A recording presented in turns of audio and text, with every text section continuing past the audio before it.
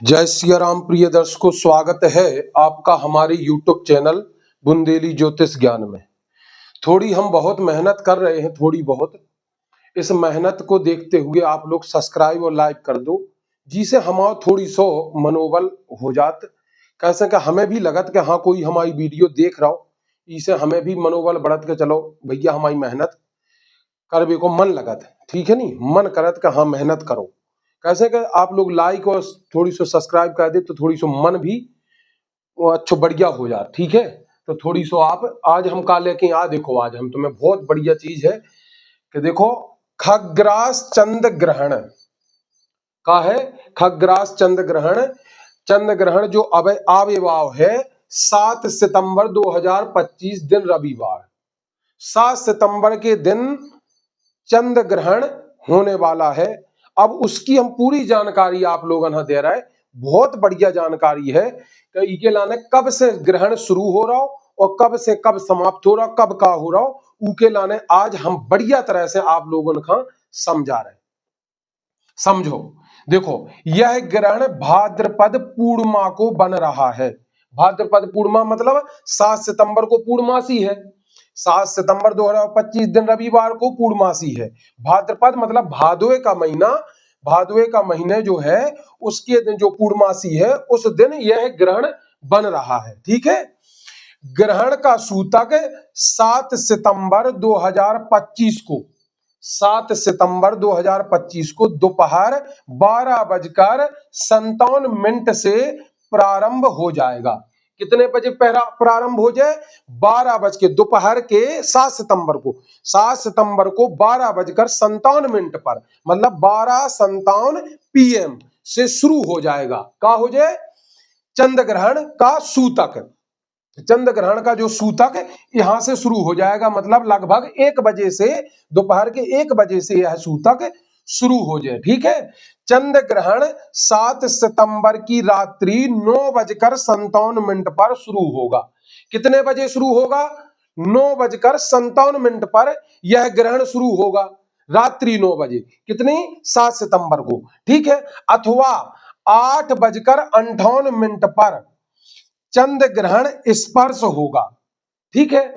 अब 9:57 पर ग्रहण पूरी तरह से अपनो प्रभाव दिखा है, पूरा चंद्रमा ढक ले है। लेकिन जब स्पर्श होगा, थोड़ी थोड़ी जब ढकना शुरू होगा, नहीं, जब स्पर्श होगा चंद्रमा के ऊपर छाया, तब उस टाइम क्या होगा कि 8:58 से शुरू होगी, ठीक है। 8:58 से मतलब स्पर्श हो जाए, चंद्र ग्रहण का स्पर्श हो जाए और पूर्ण चंद्र ग्रहण शुरू हो जाए। कब से? 9:57 से शुरू होगा पूर्ण चंद्र ग्रहण, लेकिन जो स्पर्श है वो 8:58। आपका समझ में आ रहा हुई है?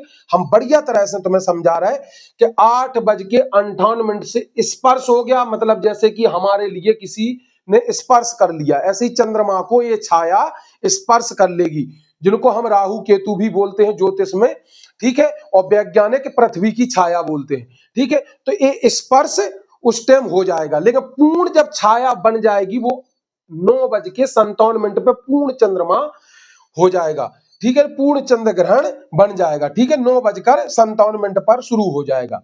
यह चंद्र ग्रहण 7 सितंबर की रात्रि 9:57 से प्रारंभ होगा। कितने बजे? 9:57। कितनी? 7 सितंबर की रात्रि को 9:57 पर प्रारंभ होकर 8 सितंबर को, 8 सितंबर मतलब रात्रि 12 बजे से तारीख चेंज हो जाएगी, तो 8 सितंबर शुरू हो जाएगा। 8 सितंबर को 1:26 पर मोक्ष मतलब समाप्त होगा। कितने बजे होगा समाप्त? 1 बज के, रात्रि 1:26 पर मोक्ष यानी समाप्त होगा।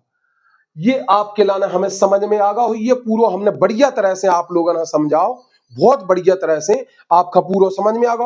अब हम तुम्हें समझा रहे कि ग्रहण काल में क्या नहीं करना चाहिए और क्या करना चाहिए, ये और सुन लो। क्या है? कहीं कोई महिलाओं को, गर्भवती महिलाओं को तो वैसे धार वाली चीजों को नहीं चलाना चाहिए, सब्जी नहीं काटना चाहिए, घास वगैरह नहीं काटना चाहिए, इन चीजों से परहेज करना चाहिए। वैसे तो ये चंद्र ग्रहण जो है पूरे भारत में 6 बजे कहीं जगह दिखाई देने लग जाएगा, 6 बजे उदय हो जाएगा, कहीं कहीं 7 बजे उदय हो जाएगा, मतलब ग्रहण शुरू होने से पहले ही चंद्र उदय हो जाएगा भारत के अंदर। लेकिन अब क्या नहीं करना चाहिए, सूतक काल में भी भोजन आदि नहीं करना चाहिए। सूतक लगने से पहले जो सूखे पदार्थ हैं खाने वाले उनका कोई दिक्कत नहीं है। जो लिक्विड पदार्थ हैं या और खाने वाली रसीली चीजें हैं उन चीजों में कुसा का तृण, कुसा मतलब डाब भी बोलते हैं, हरियाणा में डाब भी बोलते हैं, कुसा भी बोलते हैं, और उसके बाद में तुलसी या तुलसी, कुसा ना हो सके तो तुलसी, तुलसी भी हम अपने ग्रहण काल में खाने पीने की चीजों में डाल सकते हैं। ठीक है, इससे क्या होता है, ग्रहण का प्रभाव जो है हमारी खाने पीने वाली चीजों पर प्रभाव नहीं पड़ता है। और हमको सूतक काल में भोजन नहीं करना चाहिए, सूतक काल में हमको सोना नहीं चाहिए, ग्रहण काल में नहीं सोना चाहिए। उसके बाद नाखून नहीं काटना चाहिए, बाल नहीं कटवाना चाहिए, मल मूत्र त्याग वगैरह भी यदि हो सके तो नहीं करना चाहिए। और उसके बाद में हाँ, वृद्ध और बालकों के लिए इन चीजों की छूट है। इनसे इनको वृद्ध बालकों के लिए जो इनकी यथावश्यक है, जो गोली पदार्थ मतलब डॉक्टरी दवा वगैरह ले रहे हैं, जो बीमार हैं, रोगी हैं, या बालक हैं, बच्चे हैं, या वृद्ध हैं, उनके लिए इन चीजों से परहेज नहीं है, उन लोगों के लिए इसमें छूट है। लेकिन जितना यथासंभव हमसे हो सके उतना हमको करना चाहिए।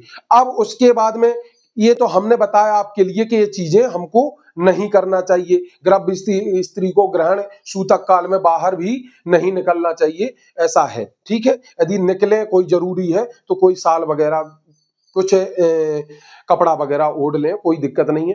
अब उसके बाद में हम बताने जा रहे हैं क्या करना चाहिए क्या नहीं। अब वो तो हमने बता दिया, अब बता रहे क्या करना चाहिए। भगवान का कोई पाठ वगैरह की पुस्तक लेकर के पाठ पढ़ना चाहिए, भगवान के नामों का जप करना चाहिए, माला आदि मंत्रों का जप करना चाहिए, हवन करना चाहिए। ठीक है, ये चीजें हमको, भगवान का कीर्तन करना चाहिए, भजन करना चाहिए, इन चीजों पर कोई परहेज नहीं है। ये चीजें हम कर सकते हैं ग्रहण काल में, सूतक काल में, ये चीजों को हमको करना चाहिए। और उसके बाद में उस टाइम हमको कुछ दान की, हमको कुछ संकल्प भी करना चाहिए। संकल्प क्या है, अपने मन में संकल्प लेना चाहिए कि हमको कुछ अगले दिन जैसे ही ग्रहण काल समाप्त हो जाए उसके बाद में हमको ब्राह्मणों को कुछ दान करना चाहिए। वो हमको उसी टाइम संकल्प ले लेना चाहिए कि हमको क्या क्या चीजें दान करना। अपने मन में संकल्प लेकर के उन चीजों का अगले दिन 8 सितंबर को ब्राह्मणों को दान करना चाहिए। खाने पीने या ओढ़ने, जो भी आपकी श्रद्धा अनुसार आप दान कर सकते हैं ब्राह्मणों को। अब इसमें और क्या नहीं करना चाहिए, भगवान के मंदिर, जो हम अपने घर में मंदिर हैं, मूर्तियों का स्पर्श नहीं करना चाहिए, पर्दे बिल्कुल पट बंद कर देना चाहिए। सूतक काल के बाद में सूतक में ही बिल्कुल पर्दे बंद कर देना चाहिए, मूर्तियों का स्पर्श नहीं करना चाहिए, और भजन कीर्तन हम कर सकते हैं। अब उसके बाद में जैसे ही सूतक काल समाप्त होता है, ग्रहण काल समाप्त होता है, तो उसके बाद में जब अगले दिन हमको क्या करना चाहिए, सबसे पहले हमको अपनी मूर्तियों के पूरे मंदिर को धोना चाहिए, गंगा जल से पवित्र करना चाहिए। उसके बाद में हमको मूर्तियों को स्नान कराना चाहिए, जो उनके वस्त्र हैं सारे वस्त्र बदलना चाहिए। फिर उसके बाद में हमको अच्छी शुद्धिता से, फिर उसके बाद में हमको धूप बत्ती पूजन पाठ करना चाहिए। इस तरह से आपको करना चाहिए। और वृद्ध रोगी के लिए इन चीजों से कोई परहेज नहीं है। वृद्ध और रोगी और बालक कुछ भी खा पी सकते हैं, कोई दिक्कत नहीं है। जैसे हम लोग हैं, स्वस्थ हैं, तो हमको इन चीजों से परहेज करना चाहिए। अब आपको समझ में आ गया होगा 7 सितंबर का जो हमने चंद्र ग्रहण के बारे में बताया है। इन चीजों के लिए आप विशेष ध्यान दे करके, और इसी तरह की जानकारी के लिए आप हमारे YouTube चैनल बुंदेली ज्योतिष ज्ञान के लिए सब्सक्राइब कर दें, लाइक कर दें, और आगे और वीडियो पाने के लिए आप हमारा YouTube चैनल देखते रहिए और सब्सक्राइब जरूर कर दें, जिससे हमारी मेहनत और हमारा मनोबल बना रहता है। धन्यवाद। जय सिया राम।